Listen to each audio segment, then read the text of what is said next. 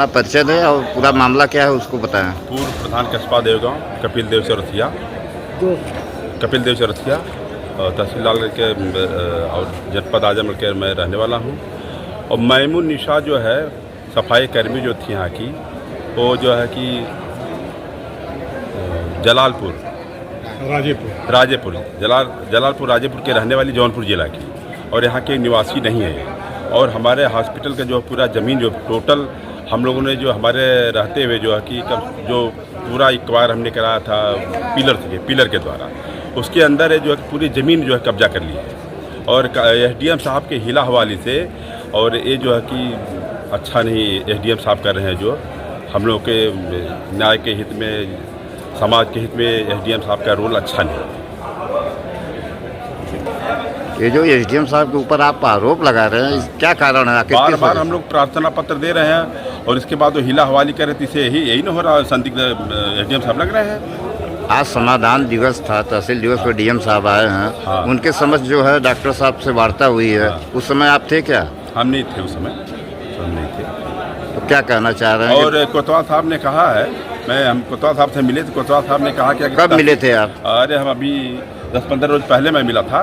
तो कोतवाल साहब का यही था कि भाई कोई अगर तहसील से कर्मचारी लेखपाल या कोई कानून को अगर एसडीएम साहब दे देते हैं तो हम उसको खाली करवा देते हैं। इसमें इसी संदर्भ में जो कि हमें लग रहा कि संदेह है एसडीएम साहब पे, और क्या ये क्यों नहीं दे रहे हैं? तो राजस्व का मामला है तो कोतवाल साहब तो सही कह रहे हैं कि जमीनी मामला है, तो उसकी तो भाई जवाबदेही इन लोगों की होती है ना, राजस्व विभाग की। मदद करना ही चाह रहे हैं, इनका संदिग्ध लग रहे हैं एसडीएम साहब।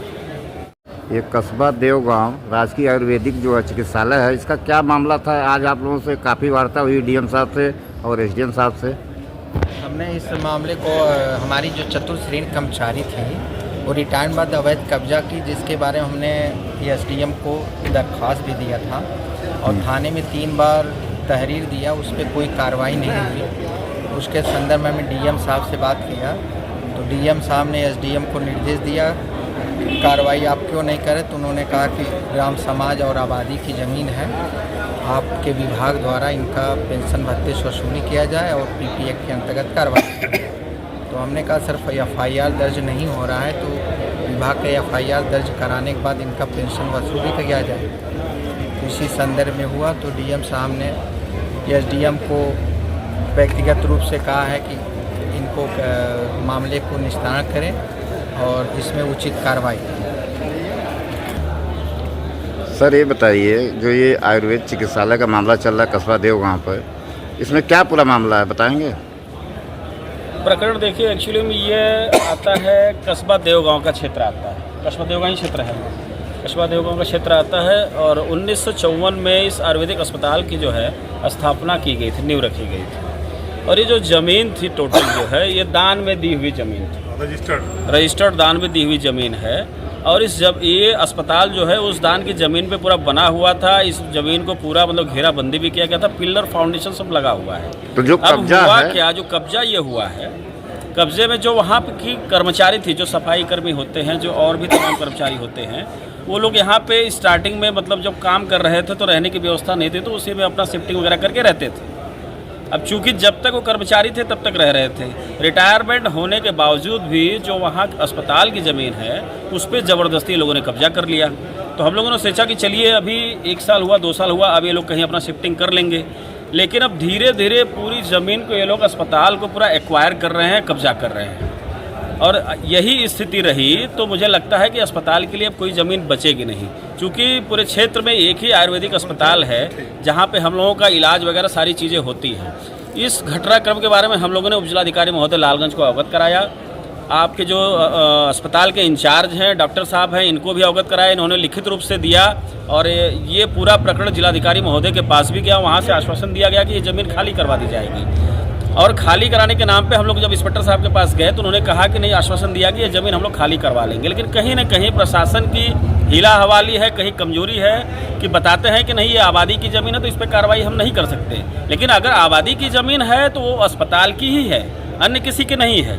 तो अगर ऐसे ही अस्पताल की ज़मीन में कोई अन्य व्यक्ति कब्जा करने लगेगा तो फिर हम लोग कहाँ जाएंगे। तो इस घटनाक्रम से पूरे क्षेत्र में काफ़ी आक्रोश है और प्रशासन अगर जल्द से जल्द इस पर कोई कार्रवाई नहीं करता है तो एक बड़े आक्रोश और आंदोलन की तरफ पूरा क्षेत्र अग्रसर होगा। एक सवाल और हमारा है जी, ये जो महिला हैं ये मूल निवासी कहाँ की हैं जिनके द्वारा कब्जा किया गया है? अब ये जानकारी भी हमको नहीं हो पा रही है, संभवतः जो है इस क्षेत्र की तो नहीं है, ये कन्फर्म हमको पता है। और दूसरे अन्य जिले की कहीं है, ये आजमगढ़ जिले के निवासी नहीं है, किसी अन्य जिले के निवासी है। न यहाँ उनका कोई रजिस्टर्ड जो है मतलब एड्रेस प्रूफ है, प्रमाण पत्र है, न परिवार रजिस्टर की कोई नकल है। वो ज़बरदस्ती यहाँ आके सिर्फ कब्जा करना चाहते हैं, उनकी नीयत यही है। और इसमें कहीं न कहीं मुझे लगता है कि ग्राम सभा के तमाम लोग उसमें मिले हुए हैं जो उनका सहयोग कर रहे हैं। धन्यवाद।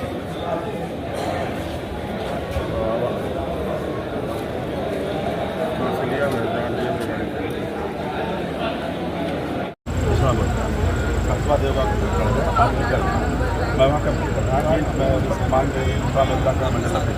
हाँ हाँ एप्लीकेशन दिया गया वहाँ पे डॉक्टर साहब के द्वारा और एक और पंडित जी दिए थे। तो ये मैटर बहुत संगीन होता है। विधायक साहब से कहे एसडीएम साहब इस पर कोई लोड नहीं है। सर वही हॉस्पिटल वाला जो बात हो रही है। अच्छा एप्लीकेशन आई थी। हाँ उसको सुना दिया और आपने तो पूरा बाउंड्री के अंदर वो महिला जो है और दूसरे जिला के रहने वाली यहाँ के रहने वाली है भी नहीं। लीगल रास्ते के अनुसार हॉस्पिटल का पूरा फाउंडेशन हुआ है, पूरा फाउंडेशन हुआ। If you like this video, please share and subscribe of channel. Also don't forget press the bell icon for regular updates.